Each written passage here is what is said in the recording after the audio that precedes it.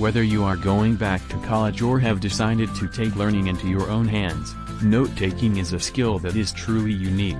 On the surface, it can seem like jotting down the important points or stating everything word for word.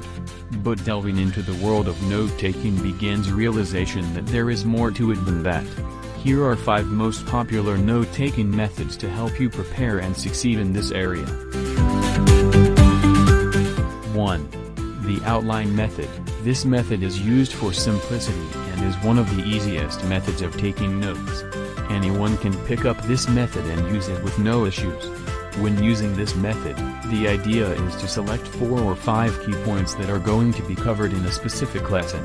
Under those key points, you write more in-depth subpoints based on what is being discussed on those topics. The idea with this form of note-taking is so it doesn't overwhelm you, but you'll pay attention in a different manner. In the case of this approach, if you know what's being discussed, you'll focus on the important aspects of that topic rather than wonder what's coming up next. Use this method in cases where you want your notes to be organized from the start, and to see the relationships between both topics and subtopics. 2. The Cornell method. The Cornell method developed in the 1950s by Cornell University.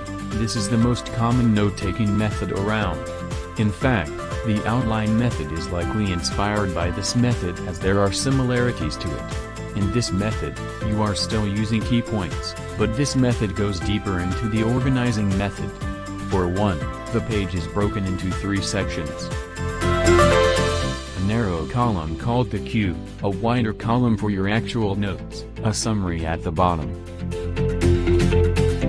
The Q section is the section where you fill out main points, people, potential test questions and more. This section is devoted to helping you recall larger topics and ideas. The note section is devoted to expanding and explaining those Q points. When getting into specifics, you want to indent them and use a numbering system, either Roman numerals, numbers, or letters.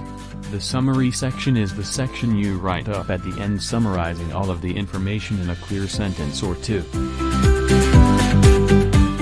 This method is great if you want notes to be organized even further and easier to review, and want to pull out major ideas and concepts quickly. 3. Mind mapping. Mind mapping is a method that works for subjects that have interlocking topics or complex and abstract ideas. Chemistry, history, and philosophy are examples where this method shines. The use of the map is to serve as a visual aid for how every topic is related to one another. It also allows you to go into detail on particular ideas or topics. You can start off with broad general ideas and during the course or when you are reviewing, you can add in sub-concepts to those branches. Things like dates, support facts, concepts that you see between people and events. That being said, this method doesn't apply to only those kinds of topics. Any kind of topic that you can break into various points can also help as well.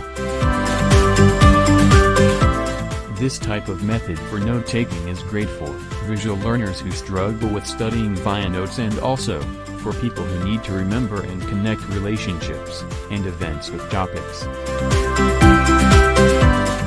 4. The sentence method.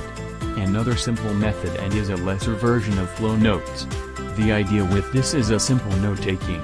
You're jotting down everything that's being said to the best of your ability. It's genuine transcription at its finest.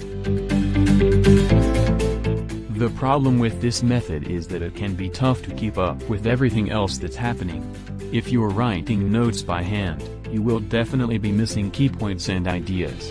On a computer, you may be able to keep up, however, you may face challenges still. 5. The charting method.